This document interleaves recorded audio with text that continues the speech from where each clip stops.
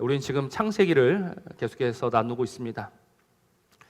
보통 창세기 하면 이제 뭐 주일학교든 어른이든 창세기는 이 세상을 창조한 이야기다라고 생각을 합니다.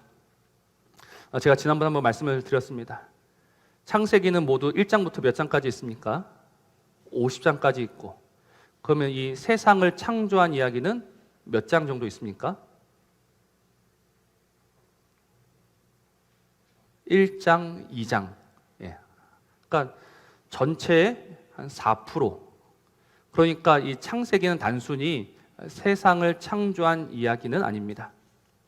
창세기의 주제는 무엇입니까?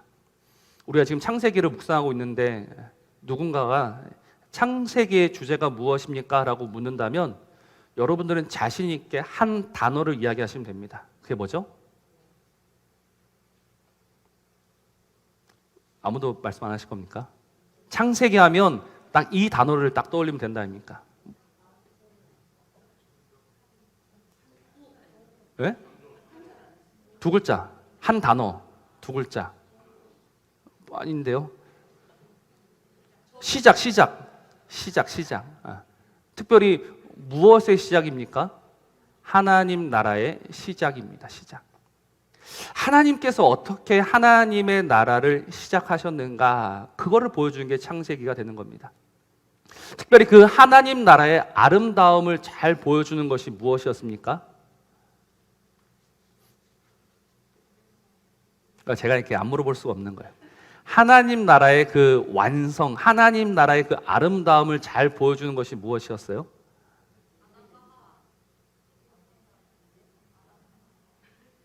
제가 일부러 힌트까지 드렸잖아요. 하나님 나라의 완성을 보여주는 것이 뭐예요?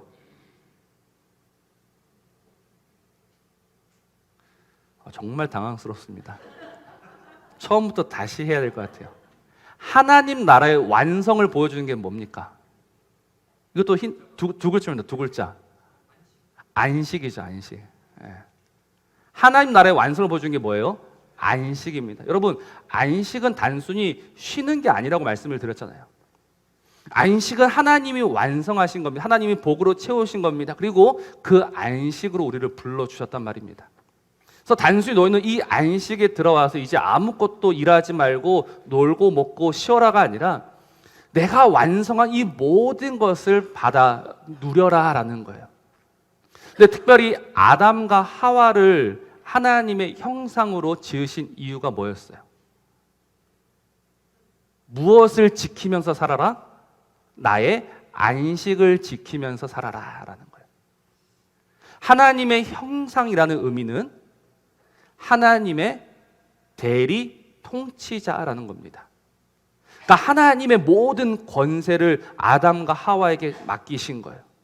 그 너희들이 내가 세운 이 에덴 동산에 들어와서 특별히 내 말을 지키면서 나의 안식을 지키면서 살아라. 그게 하나님 나라였습니다. 그게 하나님 나라의 완성이었습니다. 가장 완전한 하나님의 나라였습니다.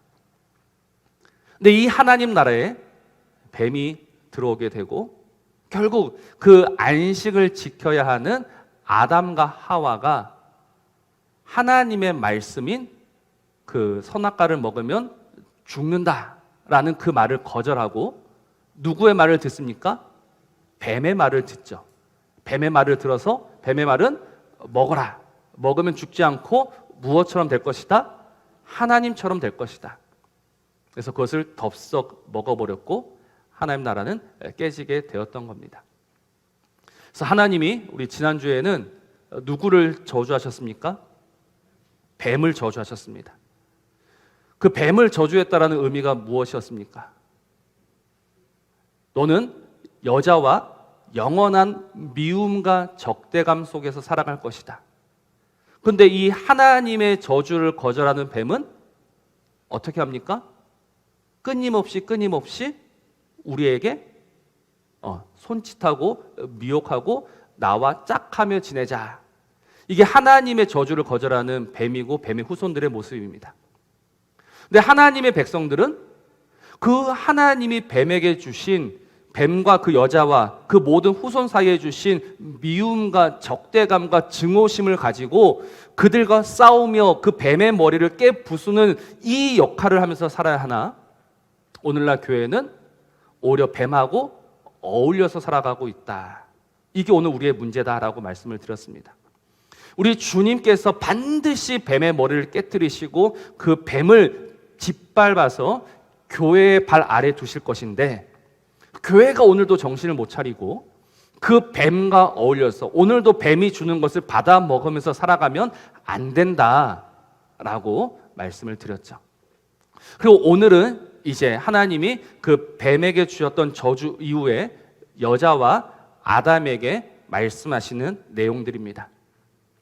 제가 오늘 이 말씀을 묵상하면서 느꼈던 것은 무엇이냐면, 과연 이 하와와 아담이 받은 것은 저주였는가 저주가 아니었는가라는 이것을 한번 생각해 보았습니다. 여러분, 먼저 하와가 받은 벌은 무엇입니까? 임신하고 출산할 때 큰 고통이 있을 것이다. 그리고 너는 남자를 원하지만 다스림을 받을 것이다. 그래서 이건 어떻게 보면 저주인 것 같기도 하고 저주가 아닌 것 같기도 하고, 그래서 처음에 가졌던 생각은 뭐였냐면, 이것도 저주다라고 생각했었습니다. 아담도 마찬가지예요. 아담도 얼마든지 먹을 수 있었지만 이제는 수고하고 땀 흘려야지만 먹을 수 있는 것, 이건 저주다라고 생각을 했었습니다. 근데 말씀을 묵상하면서 이건 저주가 아니구나라는 깨달음을 얻었습니다. 그래서 오늘 제 설교의 제목이 무엇입니까? 여전히 복이여라 라는 제목입니다. 여전히 복이여라. 그래서 오늘 이 말씀을 좀 나누고 싶은데요, 왜 그 여자가 받았던 그 저주처럼 보이는 그것이 여전히 복일 수 있는가? 왜 아담이 받았던 그 저주 같은 것이 저주가 아니고 여전히 복일 수 있는가? 오늘 이것을 한번 나누어 보려고 합니다. 우리 성경 말씀을 보면 하나님은 분명히 저주하신 두 대상이 있습니다. 누구와 누구에게 저주하셨습니까? 뱀에게 저주하셨고 또 땅에게 저주하셨습니다. 하나님은 하와 아담에게 저주하신다라고 말씀하시지 않았습니다. 그럼 도대체 이 저주처럼 보이는 이 말씀은 어떤 말씀이냐라는 거예요. 우리는 먼저 한번 이 복이 무엇인지 생각해 봐야 할 겁니다. 왜냐하면 복과 반대되는 것이 저주이지 않습니까? 여러분, 제가 분명히 이 성경에서 말하는 복에 대해서 말씀드린 적이 있습니다. 이것까지 모르신다면 저는 정말 속상합니다. 이 창세기에서 말하는 복이 뭐였죠?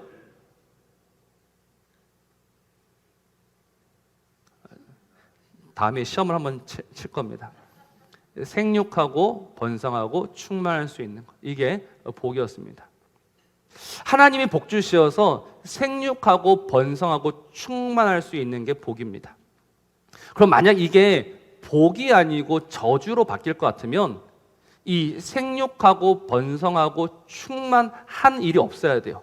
다시 말해서 오늘 하와가 이 저주를 받았다면 임신하지 못하고 출산하지 못해야 하는 거예요.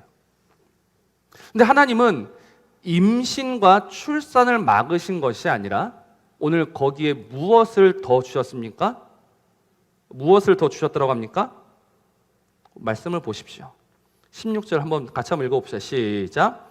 또 여자에게 이르시되 내가 내게 임신하는 고통을 크게 더하리니 내가 수고하고 자식을 낳을 것이며, 여기서 이 고통과 수고는 같은 말입니다. 임신할 때 무엇을 주겠다? 오늘 왜 너무 대답 안 하시는데요? 임신할 때 무엇을 주겠다? 고통을 주겠다. 출산할 때도 무엇을 주겠다? 고통을 주겠다라는 거예요. 여러분, 이 말씀을 오해하시면 안 됩니다. 임신하지 못하고 출산하지 못하는 것이 아니라 임신과 출산에 무엇을 크게 하겠다? 고통을 크게 하겠다라는 겁니다. 그러니까 여전히 임신할 수 있고 여전히 출산할 수 있다라는 겁니다. 이게 복이다라는 거예요. 여러분, 그 성경에서 가장 저주받은 여인들의 특징이 무엇인 줄 아십니까? 아기를 못 낳는 거예요. 임신하지 못하는 겁니다. 그래서 이 성경에는 수많은 불임 여성들이 나옵니다. 대표적으로 누가 불임 여성이었습니까?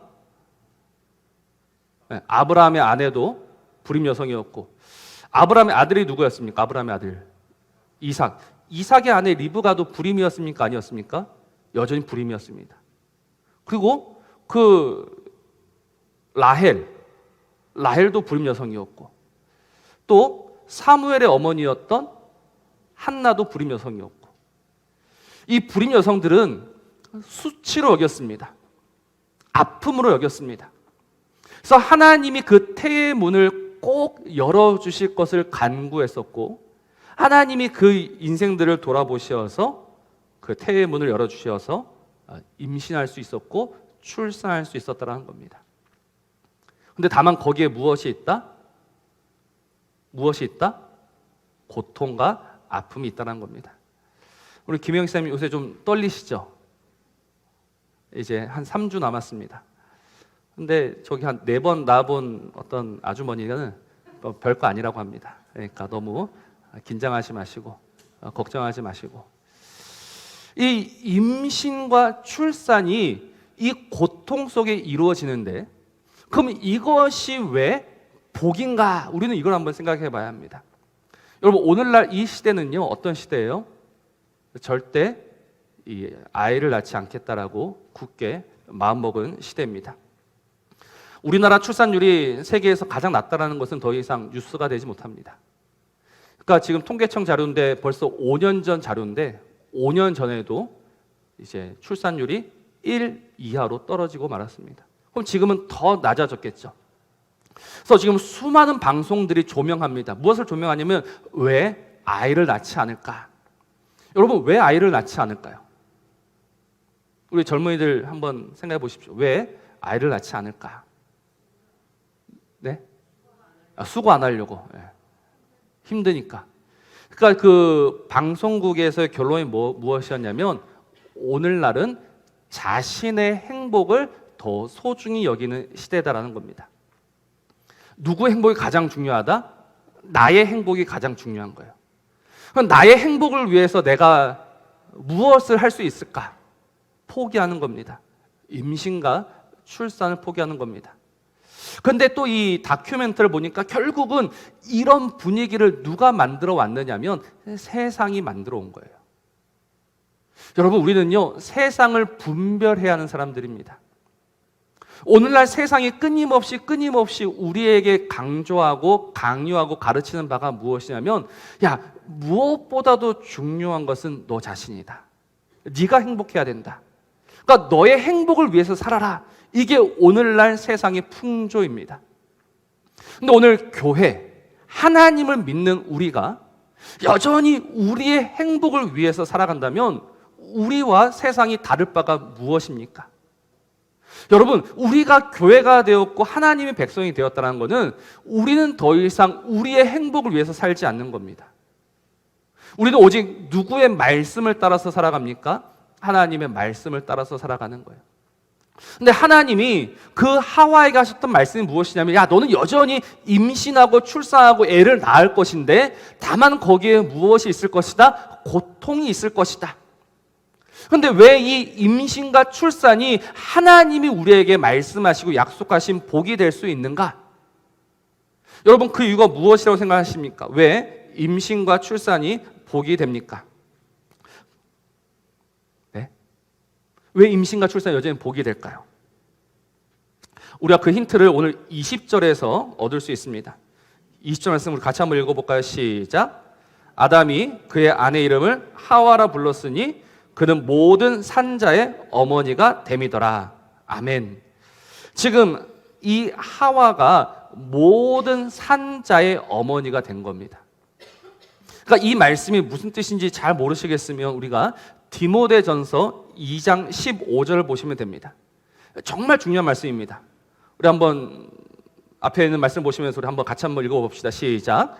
그러나 여자들이 만일 정숙함으로써 믿음과 사랑과 거룩함에 거하면 그의 해산함으로 구원을 얻으리라. 아멘. 이 말씀 잠시 좀 띄워주세요. 자, 오늘 이 말씀 참 어려운 말씀입니다. 그러나 여자들이, 근데 이거는 사실 번역이 잘못됐어요. 성경 원문을 보면 분명히 단수입니다. 그러나 여자가라고 해요. 여자가. 그 앞에 여자가 나오는데 이 여자는 누구냐면 결론적 이야기하면 하와입니다. 하와가 정숙함으로써 믿음과 사랑과 거룩함에 거하면 그의 해산함으로 구원을 얻으리라. 여러분, 이 해산함으로 구원을 얻는다라는 의미가 잘 모르시겠죠? 어떻게 아이를 낳는 것이 구원이 될 수 있는가? 이것이 창세기 4장 26절에 나옵니다. 창세기 4장 26절 같이 한번 읽어볼까? 시작. 셋도 아들을 낳고 그의 이름을 에노스라 하였으며 그때 사람들이 비로소 여호와의 이름을 불렀더라. 아멘. 지금 이 모든 산자의 어머니인 하와가 그 자식을 낳았고 그 자식이 또 그 자식을 낳았고 그때부터 다시금 하나님의 이름을 부르기 시작했다라는 겁니다. 그러면 좀 극단적으로 생각했을 때 만일 이 하와가 아이를 낳지 못하고 그냥 죽어버렸다. 그럼 어떻게 되겠습니까? 하나님의 구원의 역사는 그 자리에서 끝나고 마는 겁니다. 하나님의 구원은 없는 겁니다. 그러나 한 여인이 하나님이 주신 그 고통, 정말 그 불안하고 두렵고 무서운 그 고통이 있지만 그러나 그 안에서 믿음 가운데 계속해서 이 아이를 가지고 아이를 낳고 또 아이를 가지고 아이를 낳음으로 말미암아 여러분 구원의 역사가 진행된다는 사실을 믿으시기를 바랍니다. 그래서 누가 오셨습니까? 우리 주 예수 그리스도가 오셨단 말입니다. 그리고 그 예수 그리스도 이후에도 지금까지 수많은 여인들이 이 말씀을 믿고 계속해서 아이를 낳기 때문에 하나님의 구원의 역사가 이어져 가고 있는 거예요. 그러니 이 임신과 출산이라는 것은 단순히 한 개인의 행복에 관한 것이 아닙니다. 이 생명을 이어갈 수 있다는 것이 하나님이 우리에게 주신 엄청난 은혜요 복이다라는 거예요. 근데 다만 그 은혜와 복 안에 무엇도 함께 있다? 고통도 함께 있다라는 거예요. 근데 이 고통이 싫다고 해서 이 복을 거절하는 자가 가장 어리석은 자요 미련한 자가 되는 겁니다. 사랑하는 성도 여러분, 아이를 낳았습니다. 그러면 아이를 낳은 이후에는 고통이 없습니까? 여전히 많은 고통들이 남아있을 겁니다. 정말 그 부모는 눈을 감을 때까지 그 자녀 걱정에 눈을 감을 수도 없습니다. 그러나 그 걱정하기 싫다고, 그 고민하기 싫다고 오늘 우리가 하나님이 우리에게 맡기신 이 놀라운 구원의 역사를 우리가 포기하고 우리가 끊어버린다면 우리는 가장 복 없는 자가 되고 마는 겁니다. 그러니 오늘 이 시간 하나님의 말씀으로 권면을 드립니다. 여러분, 특별히 우리 청년 여러분, 자녀를 낳으셔야 합니다. 아멘입니까? 왜 아무도 대답 안 하시죠? 자녀를 낳으셔야 합니다. 아멘입니까? 낳으셔야 하는 거예요. 정말 아픔이 있을 거고 정말 고생이 있을 겁니다. 어려울 겁니다. 힘들 겁니다. 그러나 그 아픔과 어려움 속에 숨겨져 있고 감춰져 있는 어떻게 말로 다 설명할 수 없는 하나님의 은혜가 있고 하나님의 복이 있단 말입니다. 그 안에 들어가야지만 하나님의 그 사랑이 보이고 하나님의 은혜가 보이고 하나님의 복이 보이면서 여전히 복이 있었구나라고 고백할 수 있는데 그 고통의 문을 여는 것이 두려워서 그 고통의 문을 딱 닫아버리고 하나님의 은혜와 하나님의 복에서 떨어져 살아가는 이 세상, 그것이 지난주 말씀을 드렸던 것처럼 그 뱀의 후손과 짝하며 살아가는 모습입니다. 오늘 하나님의 사람들이, 하나님의 백성들이 이 세상 풍조에 휩쓸려서 이 하나님의 말씀 없이 살아가는 것이 아니라 이 하나님의 말씀 때문에 하나님이 그 안에 두신 그 복을 인하여서 오늘도 그 말씀에 순종하면서 살아가시기를 주님의 이름으로 부탁을 드립니다. 또 하나님이 하와에게 주신 두 번째 벌이 있습니다. 두 번째 벌은 무엇입니까? 우리 16절 하반절, 너는 남편을부터 같이 한번 읽어봅시다. 시작. 너는 남편을 원하고 남편은 너를 다스릴 것이니라 하시고. 아멘. 남편을 원한다라고 합니다. 남편을 원한다. 이 남편을 원한다라는 이 표현은 우리가 창세기 4장 보면 한 번 더 나옵니다. 4장 7절 한번 보실까요? 4장 7절 같이 한번 읽어봅시다. 시작. 네가 선을 행하면 어찌 낯을 들지 못하겠느냐? 선을 행하지 아니하면 죄가 문에 엎드려 있느니라. 죄가 너를 원하나 너는 죄를 다스릴지니라. 아멘. 여기에도 죄가 너를 원한다라는 표현이 나옵니다. 이 죄가 원한다라는 그 의미가 무엇이겠습니까?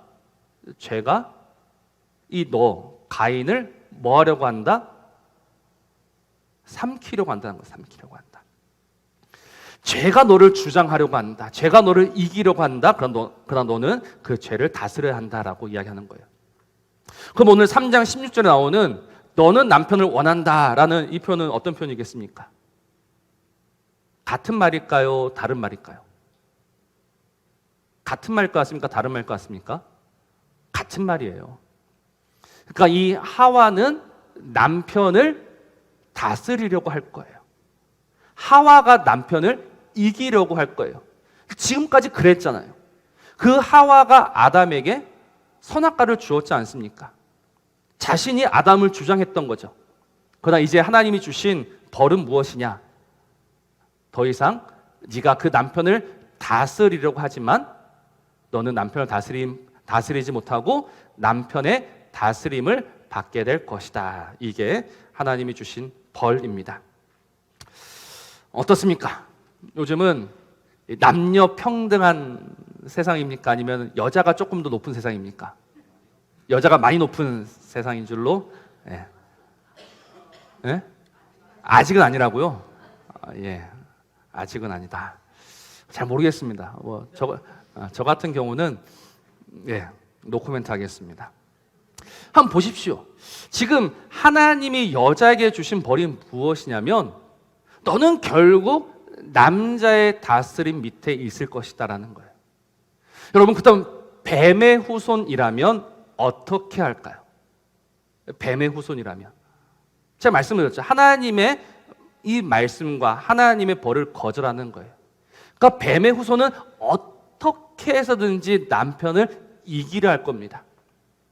그러나 이 하나님의 말씀을 믿는 자는 남편의 다스림을 받는 거예요. 이게 왜 중요하냐면 여러분, 남편이 남편다워서 다스림할 수 있는 위치에 있는 것이 아닙니다. 제가 늘 듣는 이야기이기도 합니다. 남편이 남편다웠으면 좋겠다.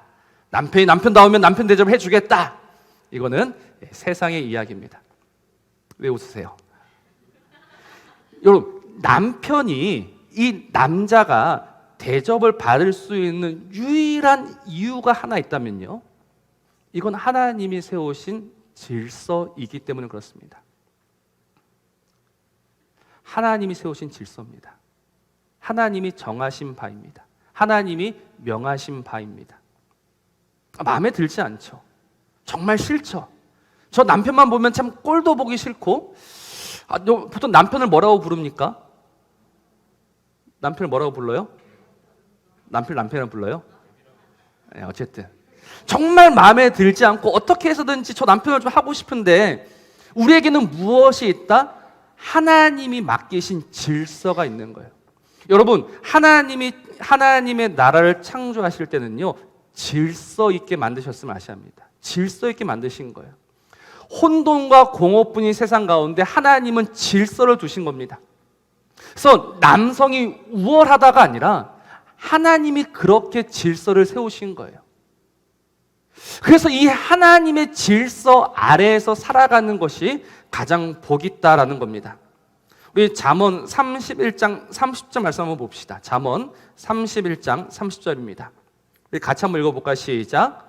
고운 것도 거짓되고 아름다운 것도 헛되나 오직 여호와를 경외하는 여자는 칭찬을 받을 것이라. 아멘. 여호와를 경외하는 것이 무엇이겠습니까? 하나님의 질서에 순종하는 겁니다. 하나님의 질서를 따르는 겁니다. 마음에 들지 않지만, 정말 싫지만, 그러나 그 하나님의 질서를 따를 때 하나님이 칭찬하시고 하나님이 인정하시고 하나님이 그 여인을 복에 복을 더하여 주시어서 하나님의 그 놀라운 은혜를 경험하게 하시는 겁니다. 그러니 사랑하는 성도 여러분, 하나님의 질서를 생각하십시오. 눈에 보이는 질서, 그것을 따르는 것이 아니라 하나님이 정하신 질서. 교회에도 질서가 있습니다. 여러분, 목사가 왜 대접을 받아야 합니까? 왜 목사는 늘 높은 자리에 있어야 합니까? 이건 잘못된 겁니다. 사실 교회에는 어떤 질서가 있습니까? 세상과 다른 질서가 있어야 합니다. 이 교회에서 가장 낮은 자리에 계신 분은 누구세요? 교회에 가장 낮은 자리에 계신 분은 예수님이십니다. 그럼 그보다 조금 높은 자리에는 누가 있어야 될까요? 목사가 있어야 되고 그 위에 성도들이 있는 겁니다. 이게 질서입니다. 근데 오늘 이 질서가 어그러지다 보니까 교회가 칭찬받지 못하고 인정받지 못하는 거예요. 그러니 여러분들 정말 이 목사가 더욱더 낮아질 수 있도록 겸손해질 수 있도록, 그래서 이 교회의 질서가 잘 세워질 수 있도록, 그래서 하나님께서 인정하시고 하나님께 칭찬받는 교회가 될 수 있도록 기도해 주시며, 그렇게 하나님의 말씀과 하나님의 질서와 하나님의 명령을 따라가는 저와 여러분 되시기를 주님의 이름으로 부탁을 드립니다. 자, 오늘 말씀이 조금 더 남았는데요, 이제 하와에게는 2가지 벌을 주셨고 우리 아담에게도 2가지 벌을 주셨습니다. 우리 17절 말씀이죠.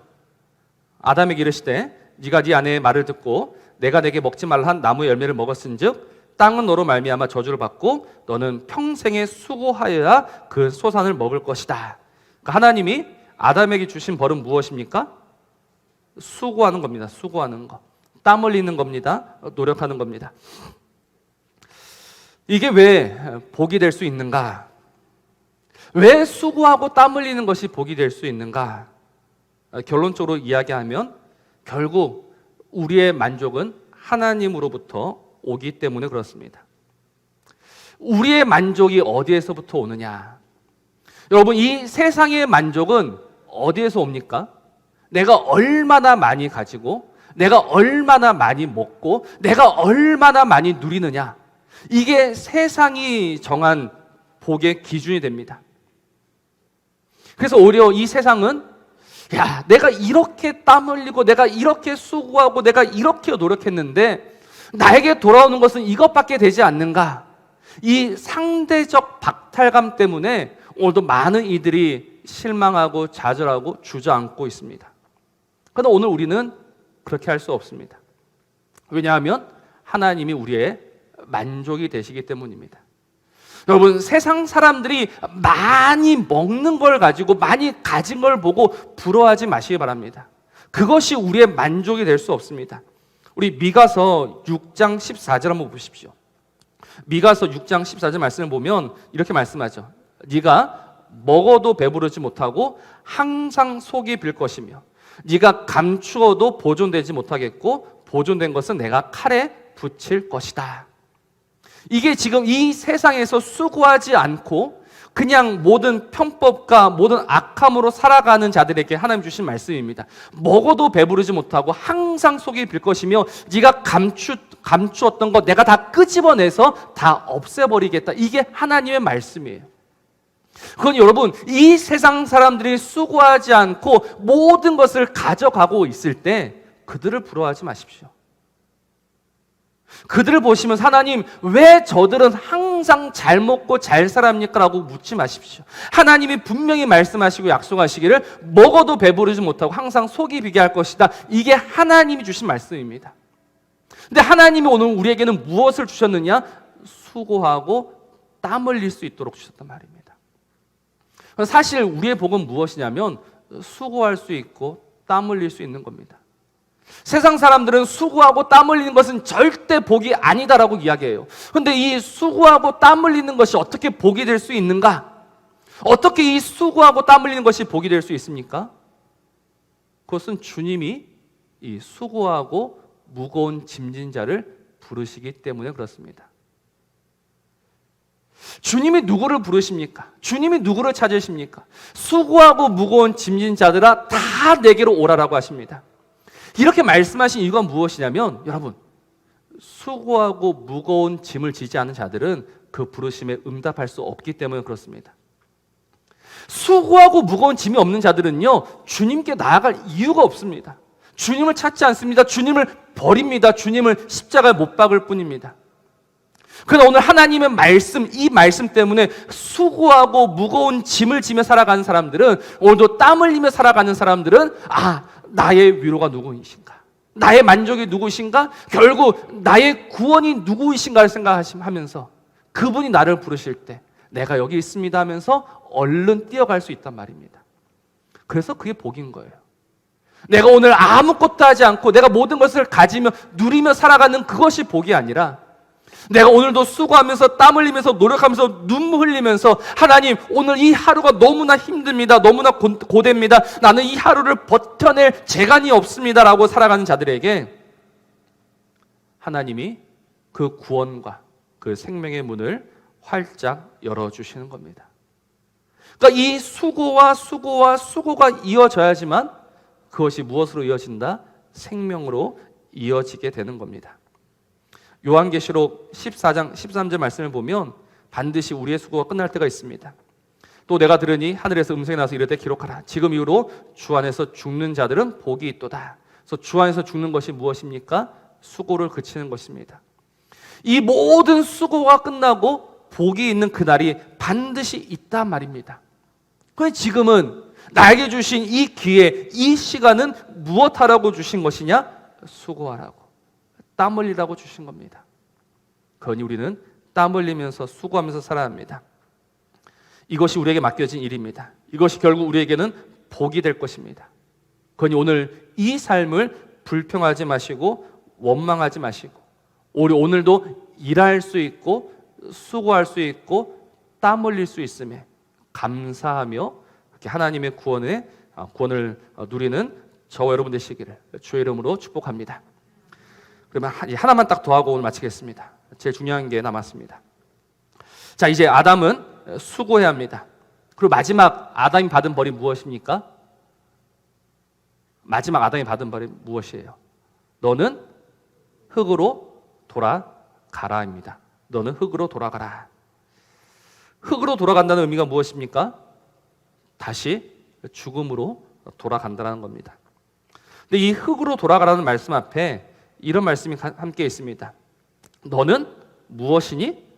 너는 무엇이니라고 합니까? 흙이니 흙으로 돌아가라. 너는 원래 흙이었다라는 겁니다. 너는 원래 흙이었고 먼지였으니 다시 그 흙과 먼지로 돌아가라.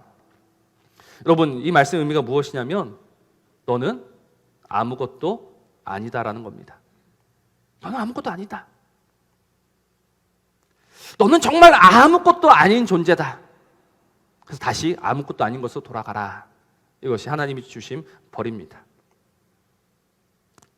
또 오늘 세상 사람들은 이 벌을 거절합니다. 그래서 좀 영어로 쓰자면 하나님은 우리에게 You are nothing이라 하셨는데, 오늘 세상 사람들은 I am everything이라고 외치고 있는 겁니다. 너는 아무것도 아니다. 근데 오늘날 세상들은 너는 모든 것이 될 수 있다. 이게 세상의 주장이고 세상의 이야기입니다. 그래서 너는 모든 것이 될 수 있으니 너는 스스로 복이 되어라 라고 이야기하는 겁니다. 네, 사랑하는 성도 여러분, 오늘 우리의 복이 무엇인지 아셔야 합니다. 여전히 복이어라라고 할 때 여전히 우리의 이 복이 무엇인가? 우리의 복은 우리가 우리의 입술로 하나님의 말씀처럼 나는 흙입니다 라고 고백할 수 있는 겁니다. I am nothing입니다 라고 고백할 수 있는 겁니다. 나는 아무것도 아닙니다 라는 이 고백이 저와 여러분에게 있어야 하는 겁니다. 왜냐하면 이 아무것도 아닌 인생을 하나님이 하나님의 지혜와 하나님의 능력으로 다시금 세워주시기 때문에 그런 거예요. 오늘 우리가 스스로 모든 것이 되고자 한다면 우리가 할 수 있는 결국은 무엇이냐면 나뭇잎으로 치마를 만들어서 입는 겁니다. 그게 우리가 할 수 있는 전부입니다. 근데 하나님이 이 아무것도 아닌 인생을 위해서 친히 만들어 입히시는 가죽옷이 있습니다. 그럼 여러분, 누가 복 있는 자겠습니까? 오늘도 이 아무것도 아닌 나뭇잎으로 된 그 초라한 것을 입고 사는 자가 복이겠습니까? 아니면 하나님이 친히 지으신 이 가죽옷을 입고 사는 자가 복이겠습니까? 세상은요, 이 나뭇잎으로 지은 옷을 입고도 얼마든지 잘 살 수 있다라고 이야기합니다. 그리고 하나님이 주시는 그 가죽옷, 그 생명 은혜를 거절하는 겁니다. 그래서 오늘도 복을 걷어차면서 살아가고 있는 거예요. 근데 하나님은 오늘 우리를 사랑하셔서 끊임없이 우리에게 하시는 말씀이 무엇이냐면, 야, 너는 흙이다라는 거예요. 너는 아무것도 아니다라는 거예요. 너는 나 없으면 아무것도 할 수 없다라는 거예요.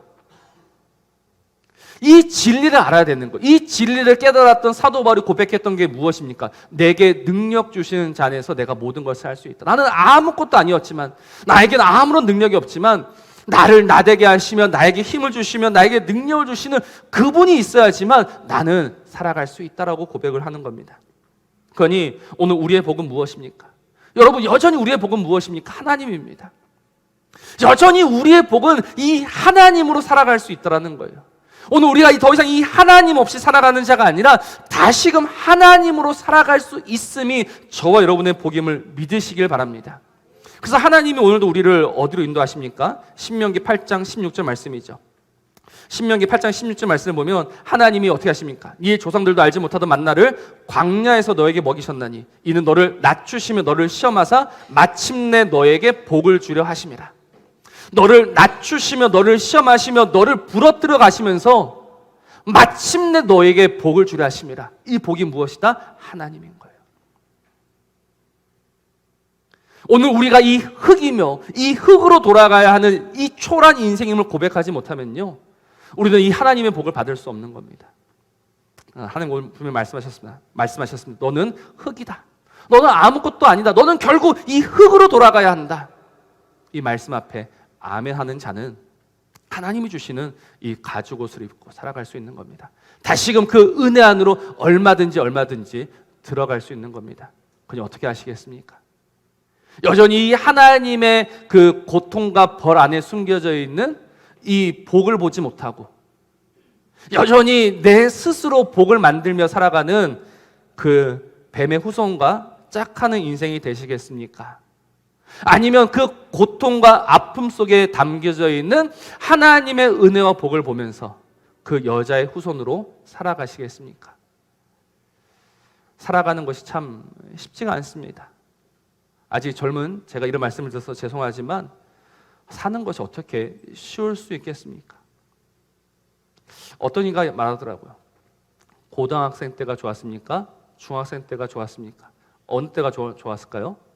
중학생 때가 좋죠. 중학생한테 물었습니다. 중학생 때가 좋았니? 초등학생일 때가 좋았니? 초등학생일 때 좋아. 그럼 초등학생한테 묻습니다. 초등학생일 때가 좋았니? 유치원 다닐 때가 좋았니? 유치원 다닐 때가 좋았다고 합니다. 여러분, 이게 무엇을 의미할까요? 살아가는 게 점점 더 힘들어지고 살아가는 게 점점 더 고통스러워진다는 것을 의미합니까? 그렇지는 않습니다.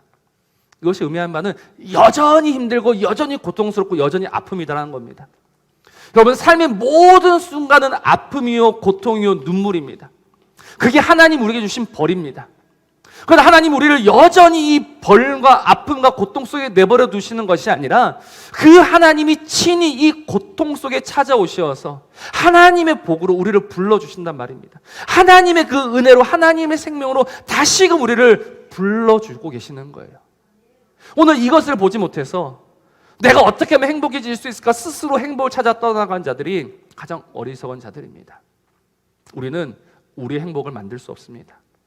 하나님만이 우리의 복을 만드십니다. 하나님은 이미 그 모든 복을 만드셨고 그 모든 복을 아픔과 고통 속에 숨겨두셨어요. 그러니 여러분, 그 고통과 아픔을 외면하지 마시고 오히려 믿음 속에서 이 믿음 가지고 살아가서 그 안에 담겨져 있는 하나님의 모든 은혜와 복을 받아 누리며 살아가는 저와 여러분 되시기를 우리 주님의 이름으로 부탁을 드립니다.